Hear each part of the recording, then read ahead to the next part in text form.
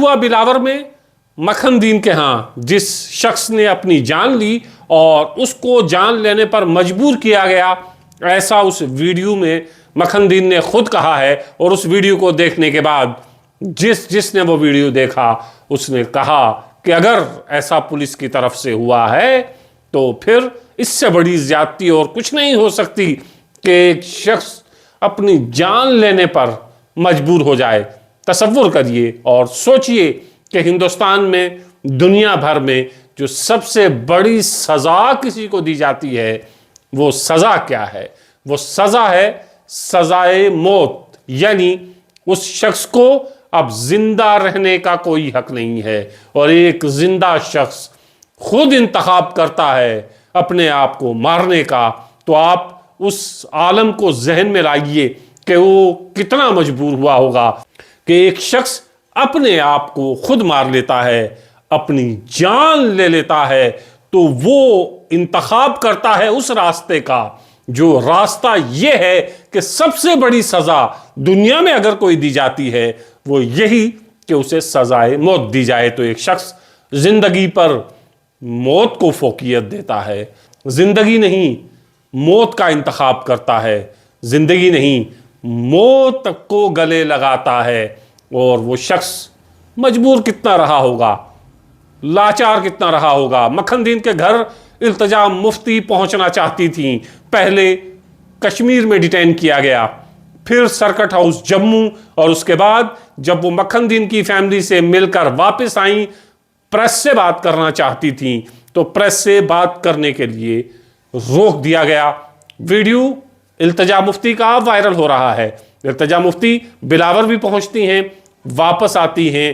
Press conference उस तरह तो नहीं करने दी गई, लेकिन इल्तिजा मुफ्ती ने अपनी बातें जरूर कहीं। जहां एक तरफ उन्होंने संगीन इल्जामात लगाए और ये कहा कि बिलावर एसएचओ को अभी तक टर्मिनेट क्यों नहीं किया गया है, और उन्होंने ये भी कहा कि बिलावर एसएचओ एक रैकेट चला रहा है, लड़कों को उठाता है, पैसे मांगता है, जिसके पास पैसे नहीं होते हैं वो जेल चला जाता है। और उसी हादसे का, उसी साजिश का शिकार मखनदीन भी हुआ है। उठाया गया, पैसे नहीं थे और इतना मारा गया कि वो मजबूर हुआ, उसने अपनी जान ले ली। दूसरी तरफ वो नेशनल कॉन्फ्रेंस और उमर अब्दुल्ला सरकार पर बात करने से भी नहीं चूकी कि उमर अब्दुल्ला अभी तक कठुआ क्यों नहीं पहुंचे हैं, दिल्ली में डिनर होस्ट कर रहे हैं। मुझे याद आया जब बड़हाल में लोग मर रहे थे तब भी डिनर होस्ट किया जा रहा था, तब भी ऑनरेबल चीफ मिनिस्टर दिल्ली में मौजूद थे।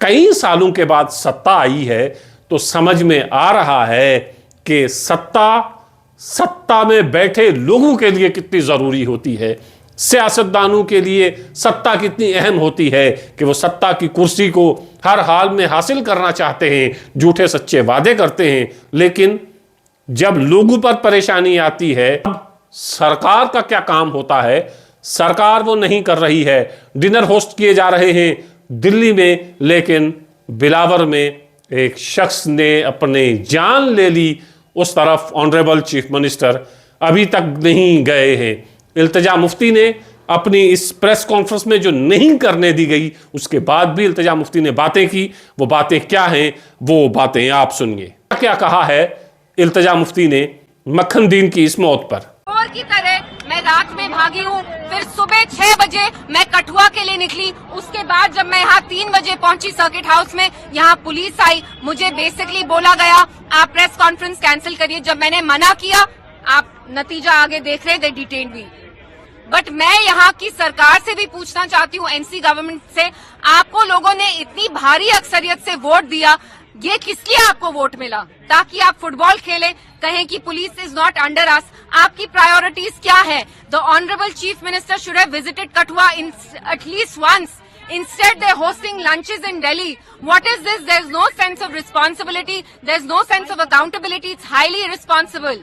And I don't say that everybody in the police is bad. There are some black sheep, जैसे SHO बिलावर के हैं, उनको टर्मिनेट क्यों नहीं किया जा रहा? वो वहाँ एक एक्सटॉर्शन रैकेट चला रहे हैं, वहाँ के लोगों में दहशत फैला रहे हैं, उनके अगेंस्ट क्यों नहीं एक्शन लिया जा रहा? उनकी दाढ़ी में तिनका क्यों? हाँ? We are asking for a judicial inquiry. If the police is so confident about their version, let there be an impartial, neutral judicial inquiry into the matter in the High Court.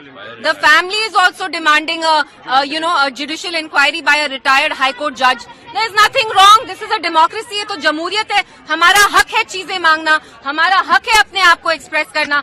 आप देखिए कैसे मुझे बकरी की तरह यहाँ पे बांध के रखा है. मुझे मैन हैंडल तक कर रहे थे. तो क्यों मैं यहाँ क्या करने आई हूँ?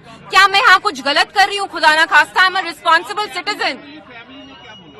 फैमिली ने वहाँ ये क्लेम किया है कि बिलावर में दहशत है और वो दहशत किसी मिलिटेंट की नहीं है.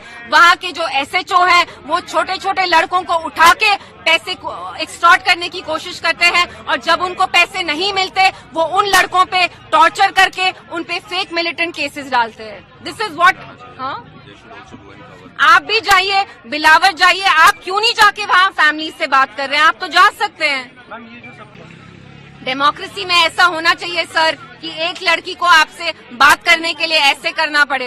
I mean, आप देखिए यहाँ चल क्या रहा है. कल मुझे श्रीनगर में डिटेन किया, आज जम्मू में किया. What is the reason?